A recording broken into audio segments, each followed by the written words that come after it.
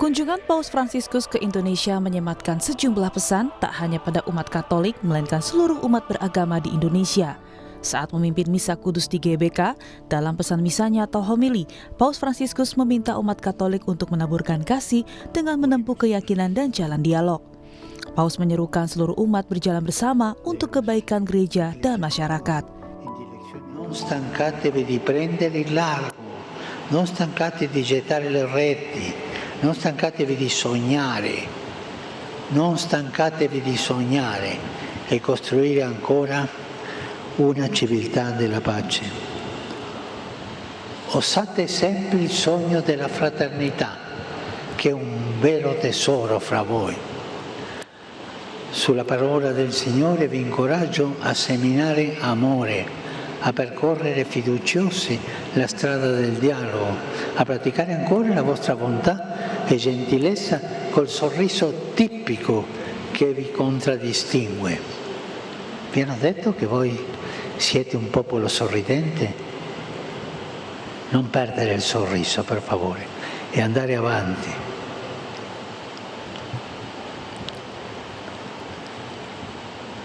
E siate costruttori di pace, siate costruttori di speranza. Questo è il desiderio espresso di recente dai vescovi del Paese e augurio che anche io vorrei rivolgere a tutto il popolo indonesiano, camminare insieme per il bene della società e della Chiesa. Siate costruttori di speranza, sentite bene, siate costruttori di speranza, quella speranza nel Vangelo che non delude mai e che ci apre alla gioia senza fine. Grazie tante. Tak hanya itu, pesan toleransi juga disampaikan Paus sebelumnya saat berkunjung ke Masjid Istiqlal Jakarta. Paus Fransiskus bertemu dengan sejumlah tokoh lintas agama. Momen menarik yakni saat Imam Besar Masjid Istiqlal, Nasaruddin Umar, mencium kening Paus Fransiskus. Dan sebaliknya, Paus membalas dengan mencium tangan Imam Besar Istiqlal. Imam Besar Masjid Istiqlal bilang momen ini sekaligus bentuk pesan hubungan persahabatan dan toleransi yang tulus. Juga berfungsi untuk merawat toleransi dan moderasi umat beragama di Indonesia. Kita semua telah melakukan terobosan besar untuk merawat toleransi dan moderasi umat beragama di Indonesia dengan dibangunnya terowongan silaturahim, The Tunnel of Friendship, yang menghubungkan Masjid Istiqlal dan Gereja Katedral. Inilah yang menjadi bukti betapa besar peran Masjid Istiqlal sebagai melting pot, khususnya untuk warga bangsa Indonesia yang majmuk dan berbineka tunggal ika. Usai memimpin Misa Kudus, Paus Fransiskus hari ini akan bertolak menuju ke Papua Nugini dalam lanjutan kunjungan apostoliknya di Asia Pasifik. Paus Fransiskus ucapkan terima kasih atas kehangatan masyarakat Indonesia yang menyambutnya dengan ramah dan kehangatan. Tim Liputan Kompas TV.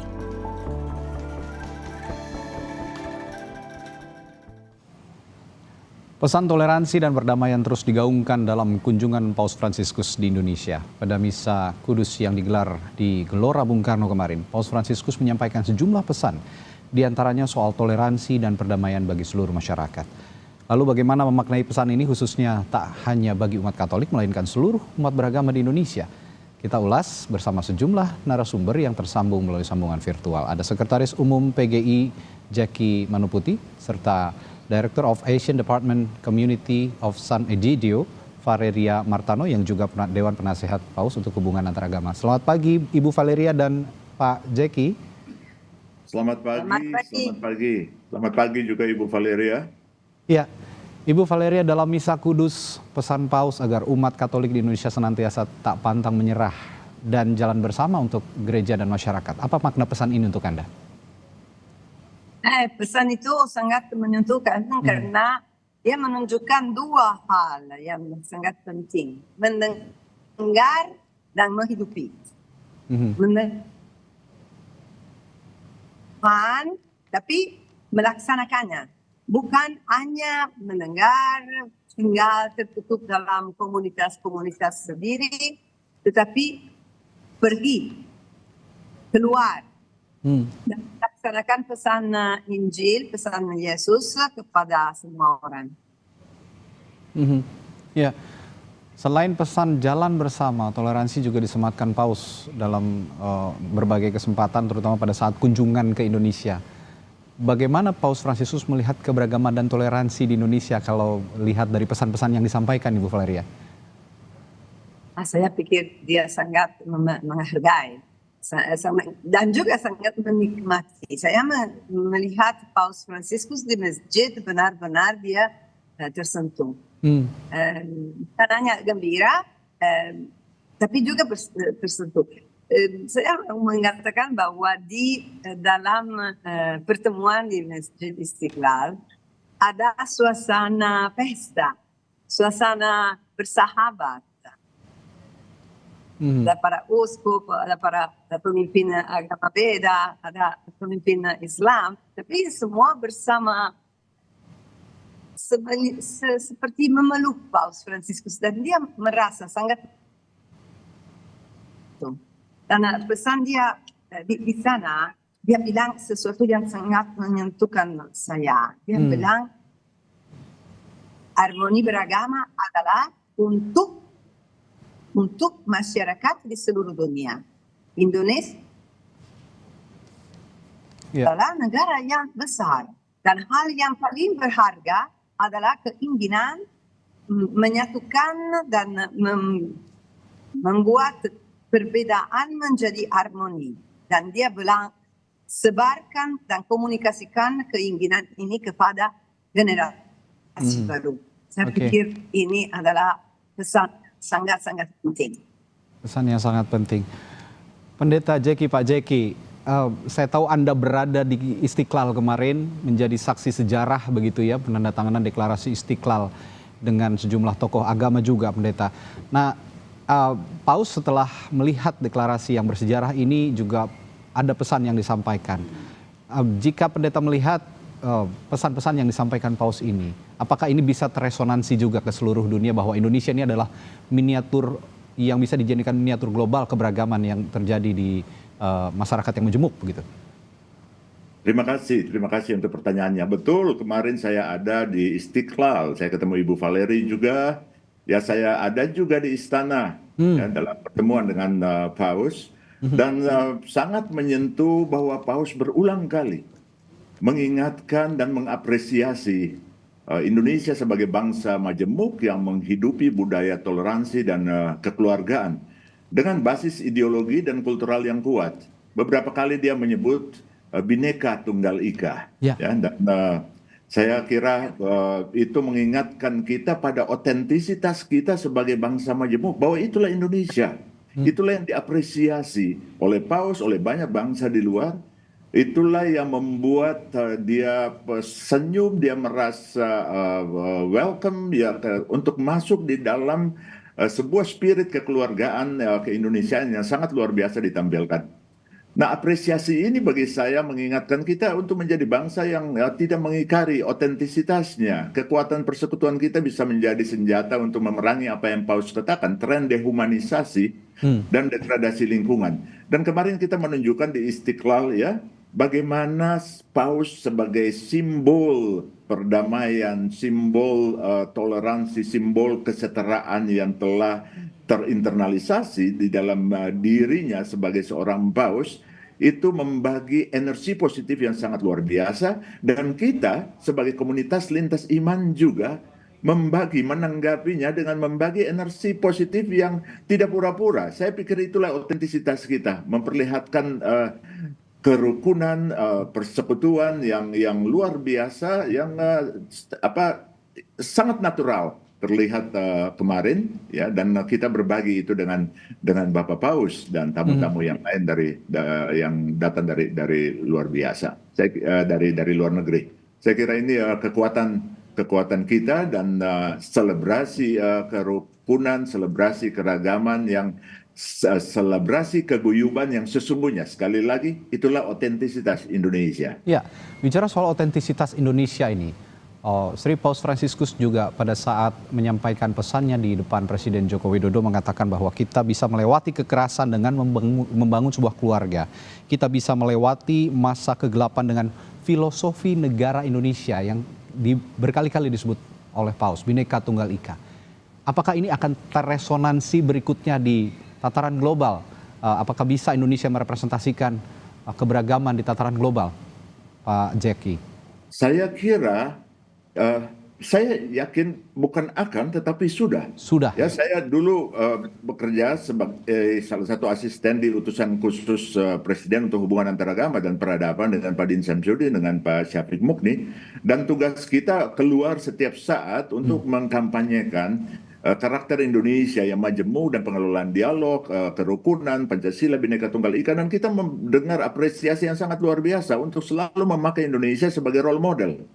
Role model bagi keislaman yang sangat toleran dan terbuka, role model bagi kemajemukan yang terkelola secara dalam kurun waktu yang sangat panjang, berbasis ideologi yang kuat, berbasis kerangka toleransi dan kerangka budaya yang sangat-sangat luar biasa. Jadi saya kira kedatangan Paus kembali meresonansikan itu, ya. Bagaimana Indonesia dapat dijadikan model sebagai negara yang sangat-sangat majemuk, 17.000 pulau, tapi Bhinneka Tunggal Ika. Saya sangat mengapresiasi itu. Oke, saya ke Ibu Valeria lagi. Sisi humanis dari seorang Paus Fransiskus banyak sekali yang bisa kita contoh. Salah satunya yang menarik juga, Paus Fransiskus menyampaikan pesan soal mereka yang merupakan penyandang disabilitas kemarin di Gedung KWI, di Gedung KWI Jakarta. Paus menyebut mereka adalah masyarakat yang berharga dan harta yang harus dirawat oleh gereja dan negara. Apa yang bisa Anda katakan soal ini, Ibu Valeria?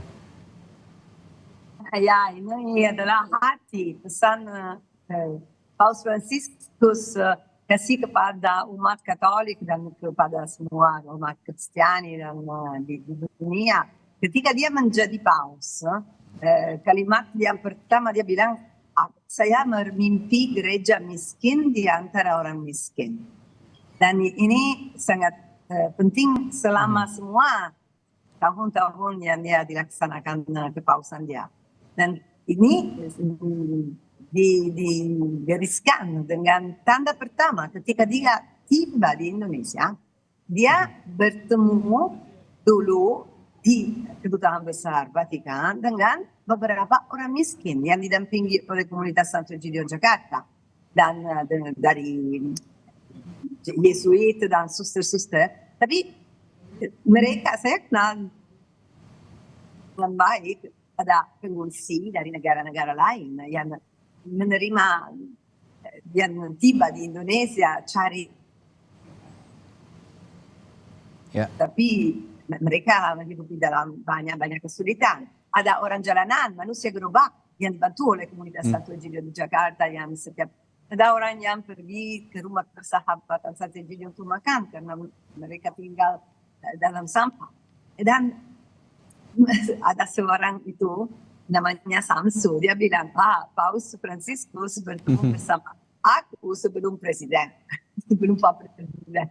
Ini artinya bahwa seperti dikatakan dalam Injil, yang terakhir menjadi yang pertama di depan mata Tuhan. Oke, Ibu Valeria, saya ingin kembali menyinggung soal gebrakan-gebrakan Paus Fransiskus yang sudah dilakukan. Salah satunya adalah kemarin juga sudah kita sempat bahas sedikit. Saya ingin bahas kembali lewat dokumen Abu Dhabi, The Document of Human Fraternity for World Peace and Living, yang ditandatangani pada 4 Februari 2019. Di saat yang lain kemarin juga ada deklarasi Istiqlal. Anda melihat dua gebrakan Paus Fransiskus yang hadir di Indonesia dengan pada saat Abu Dhabi. Apakah ini dengan level yang sama atau ada perbedaan dan juga persamaan?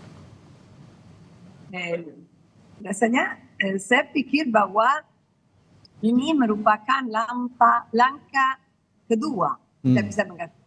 Langkah kedua dalam dialog di antara Katolik dan Muslim, Kristiani, umat Kristiani dan Muslim yang sangat-sangat penting.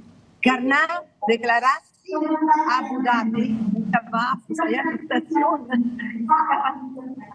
Deklarasi Abu Dhabi itu merupakan langkah pertama kali di sejarah ada deklarasi ditandatangani di antara kepala Katolik Paus dan kepala tinggi umat Islam yang terjadi kemarin di Masjid Istiqlal. Ada langkah kedua kita bisa mengatakan karena dialog merupakan perjalanan dan di sini ada bangsa, ada bangsa yang dekat, yang mendampingi tanda tangan itu. Oke, saya akan bertanya hal yang sama kepada Pak Pendeta Jeki. Pak Pendeta, saya yakin juga Anda sudah pernah melihat atau menyimak ya dokumen Abu Dhabi yang ditandatangani pada 4 Februari. Dan Anda juga menjadi saksi sejarah kemarin pada saat penandatanganan deklarasi Istiqlal. Dua deklarasi ataupun dokumen yang sangat monumental yang digebrak oleh seorang Paus Fransiskus. Apa Anda ada korelasinya antara dua deklarasi atau dua momen penting ini, Pendeta Jeki? Ya, terima kasih. Tentu korelasinya sangat kuat ya, karena dua-duanya bicara tentang dokumen persaudaraan kemanusiaan, tentang relasi dialog, tentang bagaimana panggilan agama-agama bagi kemanusiaan, bagi lingkungan. Dan jangan lupa, 1 atau 2 bulan sebelumnya Indonesia juga dikunjungi oleh Imam Besar Al-Azhar ya, Bapak Ahmed Al-Tayyib yang turut menandatangani dokumen itu di Abu Dhabi pada 2019.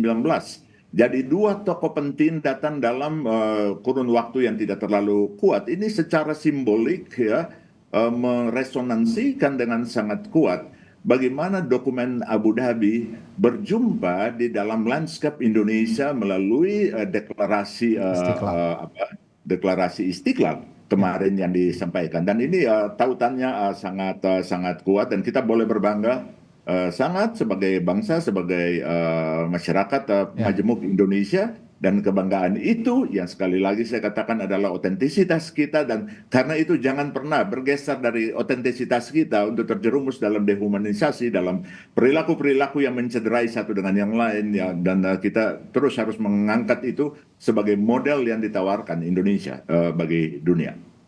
Ya, dalam situasi-situasi dewasa ini, terutama di Indonesia, deklarasi ini sangat penting dan tidak hanya umat Katolik, tapi masyarakat seluruh Indonesia saya yakin juga bangga, termasuk saya bangga bahwa Paus Fransiskus pernah ada di sini untuk menjadi saksi penandatanganan deklarasi Istiqlal yang menjadi tonggak sejarah kerukunan antar umat beragama, toleransi, persaudaraan, dan perdamaian.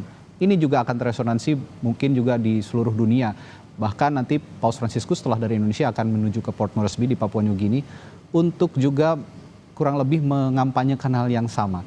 Nanti setelah jeda, saudara, kami akan bahas bersama Ibu Valeria juga. Kami akan bahas lagi soal kunjungan Paus Fransiskus ke Port Moresby. Nah, saya ke Pendeta Jaki dulu, Pak Jaki. Kunjungan Paus Fransiskus berikutnya adalah ke Papua New Guinea. Apa yang Anda lihat dari kunjungan ini?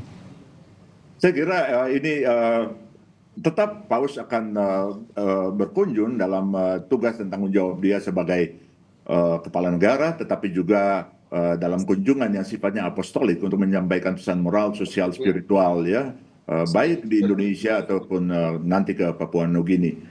Untuk region Papua New Guinea yang akan bersentuhan juga dengan persoalan-persoalan yang ada di sana, termasuk persoalan Papua ya. Masuk persoalan Papua, kita juga berharap dan kita yakin Paus punya sangat banyak data tentang Papua, diupdate terus, tetapi suara-suara kerasulan yang disampaikan semoga bisa membangun juga menggerakkan perdamaian di kawasan itu, menggerakkan kepedulian terhadap harkat martabat manusia Papua, tetapi juga lingkungan yang ada di kawasan itu. Ya. Ibu Valeria, mungkin Anda juga punya informasi kunjungan Paus berikutnya di Port Moresby, Papua New Guinea, dan setelah itu akan ke Timor Leste dan Singapura. Pesan apa lagi kira-kira yang akan, pesan berharga apa lagi yang akan disampaikan Paus Fransiskus di negara-negara itu setelah Indonesia? Kita tidak belum tahu pasti, Tapi yang penting dia memilih pergi ke tempat yang dianggap seperti pinggiran dunia. Dan tempat di mana ada banyak masalah tentang lingkungan. Pelindungan lingkungan adalah satu kekhawatiran Paus Fransiskus. Dia bilang tanah bumi ini adalah rumah umum, rumah kita bersama. Dan kita harus melindungi rumah ini. Kita harus melindungi alam dan kerjasama. Dan tema lain yang Paus pasti akan pegang adalah ketidakadilan sosial, kemiskinan, dan kebutuhan bangsa-bangsa itu untuk maju seperti mereka sudah mulai lakukan. Dan juga di Timor Leste, saya pikir bahwa Paus Fransiskus ingin mendekati komunitas Kristiani yang minoritas, tetapi sangat penting bagi umat baru. Ya, kemanapun Sri Paus Bapak Suci Paus Fransiskus berada atau berkunjung, saya yakin dia ingin menyuarakan bahwa kita ini semua bersaudara dan selalu dengan ciri khasnya yang tidak pernah ada sekat dengan masyarakat, dengan umat begitu kira-kira. Terakhir pertanyaan saya untuk Pak Pendeta Jeki, kemarin pada saat Misa Kudus di Gelora Bung Karno, ada pesan juga yang sangat dalam, saya yakin, untuk kita semua, umat Katolik dan juga masyarakat Indonesia. Jangan lelah bermimpi. Bagaimana Anda memaknai pesan ini untuk masyarakat Indonesia, Pak Jaki? Betul, itu satu yang saya katakan terkait dengan realitas keindonesiaan yang bisa menjadi role model, ya, yang diungkapkan Paus berulang kali, suatu apresiasi yang sangat dalam. Tetapi di sisi lain juga kita harus membacanya dari saran supaya kita tetap teguh di atas itu dan jangan terseret untuk masuk dalam proses-proses dehumanisasi, degradasi lingkungan dan lain-lain, saling menyakiti, relasi antar agama yang rusak, politik yang kacau, yang tidak bermoral dan lain-lain. Kita harus terus memupuk mimpi di atas kesadaran otentisitas kita, kebangsaan dan keindonesiaan yang rukun, yang damai, dan memperjuangkan itu terus, merealisasikan semua mimpi di dalam tindakan. Karena itu deklarasi Istiqlal bukan narasi kosong, dia tidak harus tinggal sebagai narasi, tapi harus hidup di dalam tata laku. Jangan lupa bahwa deklarasi Abu Dhabi setiap tahun diperingati di seluruh dunia. Kami berharap deklarasi Istiqlal juga setidaknya untuk Indonesia setiap tahun kita rayakan dalam berbagai kegiatan konkret. Saya menangkap pesan itu di dalam ungkapan jangan lelah bermimpi. Baik, kunjungan Paus Fransiskus Bapak Suci ke Indonesia memang hanya 4 hari, Bapak dan Ibu. Tapi saya yakin memori masyarakat Indonesia, memori umat Katolik, memori seluruh umat manusia akan teringat kepada Paus Fransiskus selama mungkin lebih dari 40 dekade. Karena ini momen yang bersejarah yang terjadi di Indonesia. Kita nantikan kunjungan Paus berikutnya, akan ada pesan-pesan yang akan kita serap juga dalam kehidupan sehari-hari. Terima kasih dialog kita pagi hari ini kepada Sekretaris Umum PGI, Pendeta Jaki Manuputi, serta Director of Asian Department Community of San Egidio, Valeria Martano, telah berbagi perspektifnya pagi hari ini. Selamat pagi, sehat selalu Bapak dan Ibu, sampai jumpa lagi.